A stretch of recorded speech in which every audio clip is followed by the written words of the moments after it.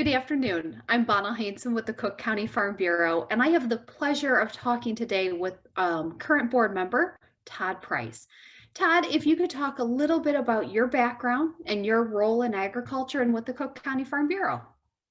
Yeah, absolutely. My role in agriculture is kind of broad in that I grew up on my family's Iowa farm and kind of was just like a lot of folks had that DNA of wanting to be on the farm. And I just took a different path. I didn't follow my dad or my brother's footsteps, but I got into agricultural education. And that path took me to work in the museum field and to help visitors understand where their food came from, kind of the background of how farms operate, both from a historic perspective, but also contemporary. So I spent a career doing that. And so it kind of lended itself to a different way to be involved with agriculture, but still be true to my roots of loving being on the farm. Wonderful. Now, how did you come to be a member of the board of directors with the Cook County Farm Bureau? Absolutely. My exposure to Farm Bureau, again, went back to Iowa. My family was a Farm Bureau family, going back generations. I actually have one of my early memories as being a Farm Bureau picnic. And it was a county-wide picnic and everybody got together. I actually really remember that. But my involvement with Cook County Farm Bureau started when I took the job at historic Wagner Farm in Glenview. Wagner Farm was one of the last dairy farms in the entire county. And just to give a little proximity to when we talk about Cook County, it may surprise you that there's agriculture here throughout our county, but when you stand on top of the barn at Wagner, you can actually see the Sears Tower. So it is close to the city, and it was one of the last ones in our area. And I was hired to be the founding director. So basically take what was an 18-acre patch that was going to be developed for houses and transition it to being a museum where we talked about the heritage of Cook County agriculture and the Wagner family. And when I took that position, I always kind of, wherever I go, I kind of look for a way to volunteer and to give back. And again, with agriculture being so important to me, I was approached and asked if I wanted to be on one of the subcommittees for ag literacy with the Cook County Farm Bureau. And I thought it was a perfect way to contribute and to be a part of something I thought was important. So that would have been in 2001 that I started serving with them and volunteering and finding other ways to help out. And so a long time later, I had the opportunity and was invited to run for a seat on the board of directors. And I have done that for 3 years now. Wonderful. Now, you brought up our ag literacy team. Can you talk a little bit about what that team does, some programs and some activities that you've been involved with? Absolutely. So there's lots of very important roles that Farm Bureau holds. But when you're in an urban area, like what Cook County finds itself, it does have a little different opportunity, you might say.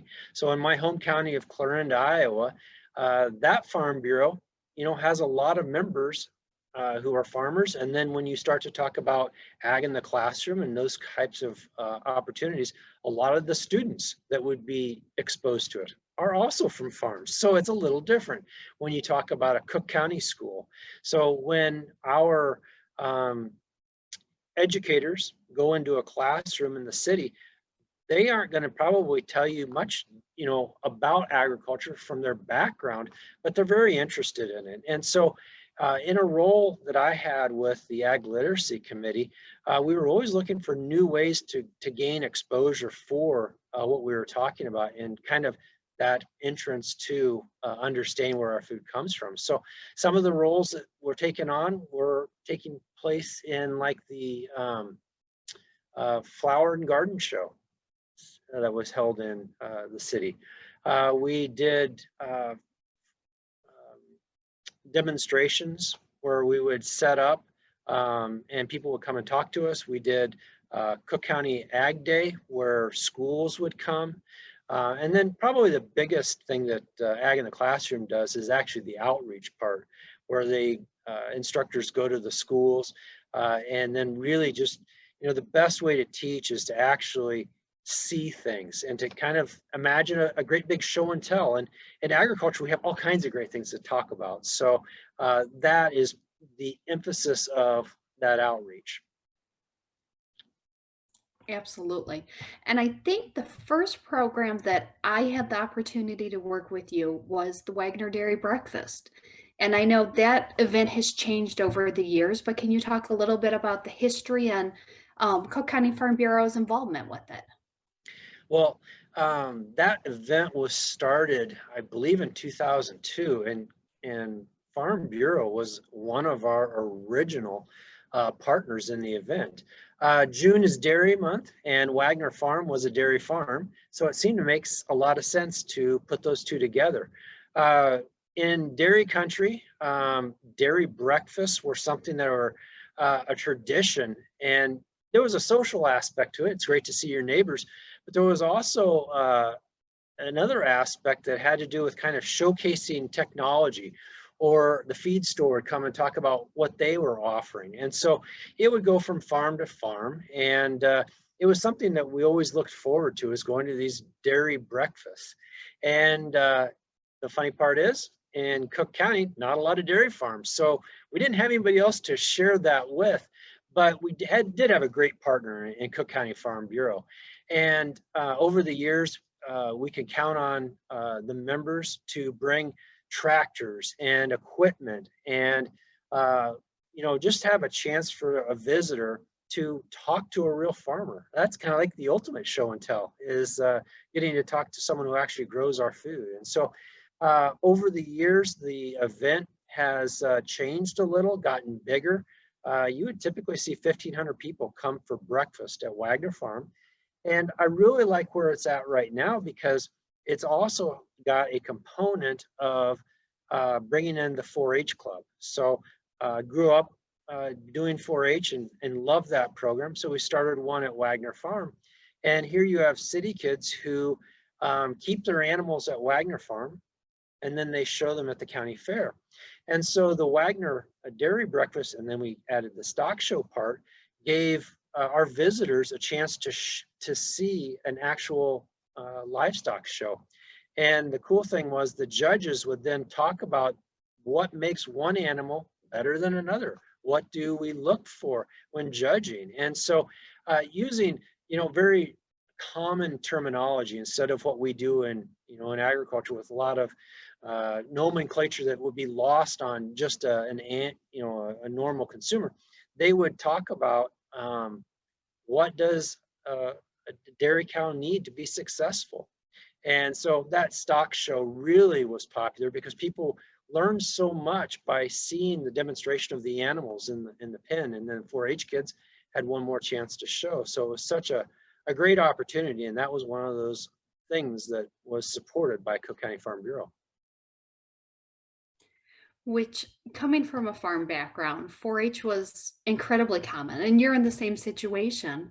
So I have always loved the fact that you created a 4-H club at Wagner Farm, and that the individuals get to show their animals. And I suspect you have a lot of families ready for the fair to be back and for us to be showing animals again.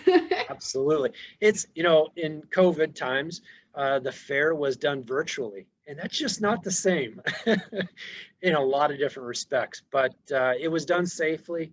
And the lessons about 4-H, I think, aren't just during that week of fair. You learn how to take care of animals. You learn what responsibility is, what hard work is, what sacrifice means, and also what disappointment can be. You can work very hard and still come away with a red ribbon.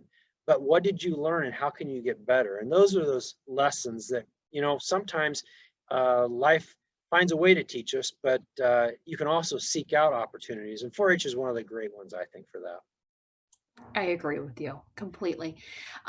Since you've been on the Cook County Board and involved with our ag literacy team, what are just a handful of your favorite programs or accomplishments that you're most proud of? There's a couple that really come to mind quick. One that I've taken part in for a couple times is the food checkout day, where very large amounts of food get donated to local food pantries. And then we mix something in so it's a little bit more exciting. So we put the fire department against the police department as they sort the items from the grocery store in a race to see who can find the different ag items. So that's always a fun one. But I think my favorite, I just have that teaching element that has been something I enjoy. And so when we do Cook County Ag Day, so some years it would be at Wagner Farm and other years we'd move it to different locations. But getting to interact with the kids, and I typically would do one on sheep. And so I'd bring my spinning wheel and I'd actually shear a little bit of the wool. I would teach them how to card it, and then, you know, to see a living animal right here, to go through the processes of shearing, carding, and then spinning it, and then being able to show the yarn and then a sweater. That's that link from beginning to end that I think agriculture has a hard time showing that process. And so I always very much enjoyed getting to take part in that program. There's part of me when you were talking about the sheep program that you do for Ag Days that made me smile because one of an early interaction I had with you is you helped us out at Dairy Days for the Illinois Ag Leadership. And you did our activity, and I don't remember if you came up with it or how we came up with it with the totally mixed ration and just teaching participants how to make a totally mixed ration and the number of thank you letters we got talking about totally mixed ration. You could tell you made an impact. Well, who doesn't like to eat? And our cows are no different. And what makes something attractive to a cow is the same thing that makes it attractive to us. And so a TMR ration is just taking these selected pieces, mixing it up and put it in there. And so we used like chocolate chips and cereal and a few things like that. And so you got to create a ration, and it's by percentage. So, 2 scoops of this and one of that. So when we're talking about the TMR our cows are eating, it's very easy to say, okay, I've got haylage, I've got silage, I've got corn, I've got protein, how we're going to mix it together and make something that they enjoy too. And, I think that people might be surprised that, how much farmers care about their livestock. Yes, we're using them for accomplishing a goal. They are our partners in this. And so, things like taking care of them, it's fun for us. And that ration thing was a neat way to kind of try to translate over something that people would understand themselves. And so, whether it be that, spinning wool, so you actually see the thing, at the end, the product that we're coming away with, or is it the totally mixed ration? So you just try to find those things that can link and find the common understanding of it. So that was a fun day. It was a great day. Yeah. Um, you've been involved in Cook County and you've been involved in agriculture for quite some time. What changes have you seen in the industry? Oh boy. The historian part of me is going to want to tell about the changes of technology that, maybe my grandfather saw, my dad, and myself. But, I think that it's a little different in that I'm going to focus on Cook County. And when you deal with an urban population, I'm not making fun of it at all, but people have very little background on what goes into their food. And with the rise of the internet and the information that comes out with that, with, some of the documentaries you see, it's just not a broad approach to understanding that. And so I think some of the changes that I've witnessed the most, and this is in the 20 years I was at Wagner, our was agricultural education, but what people brought as preconceived notions have changed so much. And it's an uphill fight to talk about some of those pieces. And so, it would be fun to talk about the technology changes, whether it be tractors or milking systems, and the increased use of big data and GPS. But I think that, as we march forward in time, we have a couple competing pieces. And one is we have a population for the world that continues to grow. And, when we reach that 9 billion people in 2050 or whatever that number's supposed to be, we all wake up hungry every day. All right. So when we have less and less farmers and less farm land, the equation has to have some changes. And a lot of that will be technology, a lot of that will be science. And so I think that, what I've seen and what, occupies some of my thoughts are, how do we best navigate that? How do we make sure consumers are along with the ride? Because for too often we've taken the consumers and what they think out of our equation, and we've just done our job as farmers. And that can't go forward the same way. We'll get what we deserve if we don't take everybody along the ride with us. And so, I think that would be what I would say in my lifetime, in my experience in Cook County and in agricultural education, is we need to continue telling the story, because that exposure is very important. They vote every day they go to the grocery store, and we need to make sure we're telling our story and helping to be very good citizens of the world.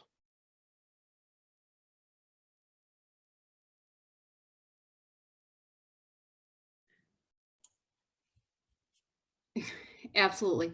Todd, I want to say thank you for spending your lunch break with us and talking about your experiences with Cook County Farm Bureau and within agriculture as well. Absolutely.